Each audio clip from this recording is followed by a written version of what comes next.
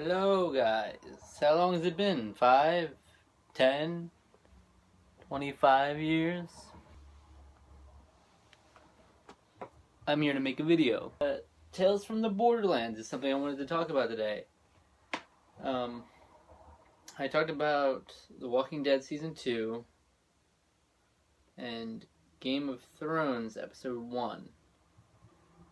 But just recently, I was way behind. I bought Episode 2 and 3 of Game of Thrones and Episodes 1 and 2 of Tales from the Borderlands. And I have to say, I was blown away by Episode 1 of Tales from the Borderlands, which is, I haven't played Episode 2 yet. But Episode 1 was phenomenal. I mean, I say this with absolute certainty. It's some of the best Telltale writing that I've seen personally. It's what I think. Walking Dead, I don't know, I think it really took it up to a whole new level in a lot of different areas.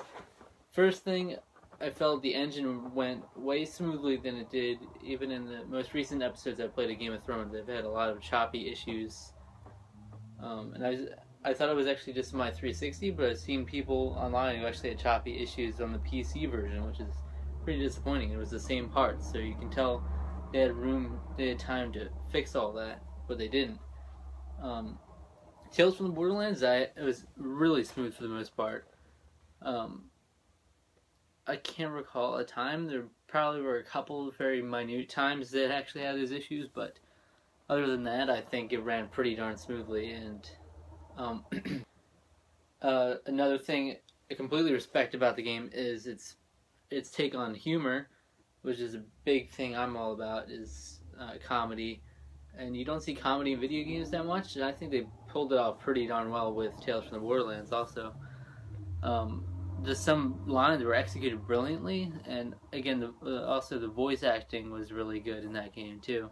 It was really cool seeing the two different perspectives in the same episode. I don't know if they're going to keep it the same way for every episode, the two perspectives, but it was really cool. You got to see both choices at the end, and they had really clever ways of tying in their stories and connecting them both in ways I didn't expect. And then things I was confused about, like why did this person react this way? It made perfect sense once you saw the other side of the story.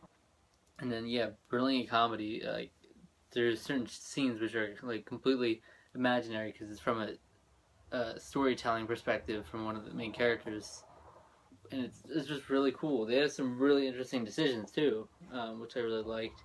Funny dialogue in general, just in regular conversations as well, not even in the cutscenes or whatever.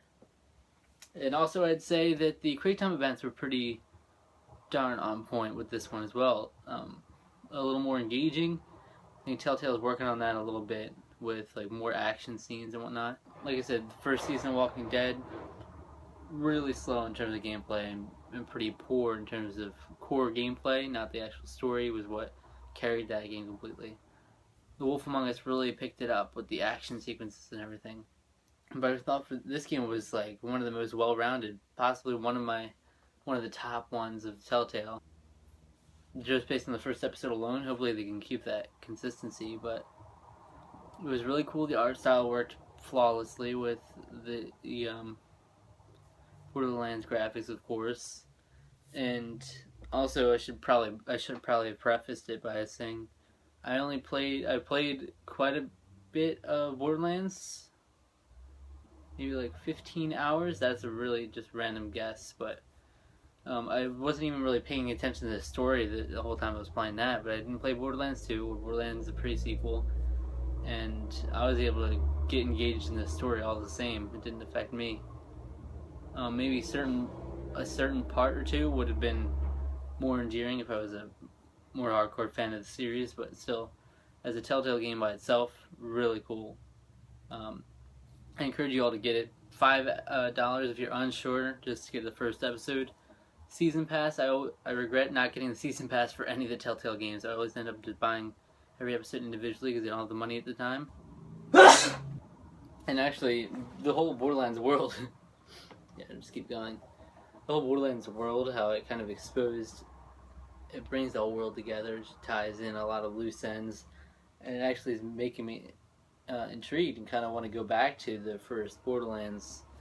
Um, of course, beat it and maybe restart, because I was playing co-op with my brother. Maybe restart and we could actually pay attention to the storyline more this time, or at least I wasn't paying attention. Because I'm kind of intrigued now by this world. Um, which is, it's really cool that Telltale's getting all these different licenses like Game of Thrones, Borderlands, and Minecraft, which is going to be really weird. If you didn't know, they have a Minecraft Telltale game coming out, which of course is going to be the same Telltale. Stories affected, the gameplay is tailored by how you play and whatnot. That kind of gameplay. So that'll be interesting. But as always, I continue to be a Telltale fan because they're not disappointing me. But of course, there are flaws.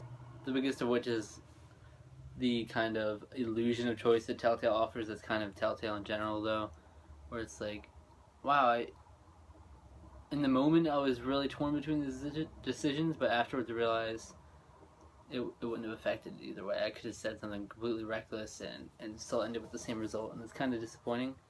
I know there's a lot to expect for every decision to have big outcomes or consequences, but if they could find a way to do that more in depth, that would make their gameplay so much more engaging, because you take out that aspect of I care for these characters and I want my decisions to work out in the best possible way for them. You take that away, and if you take yourself out of the game for a second, you just think, oh, okay, I want to just get some funny dialogues. I know it's going to end the same way. You might have one, say for instance, you have a character die in a Telltale game. It doesn't ultimately affect it. It branches off for a little bit and then comes back where the story would have gone anyway. So it would be cool if they had like a huge game where it's like your decisions are like the most crucial. You make a decision, you're going all the way down this path. Make a decision, you're down this path.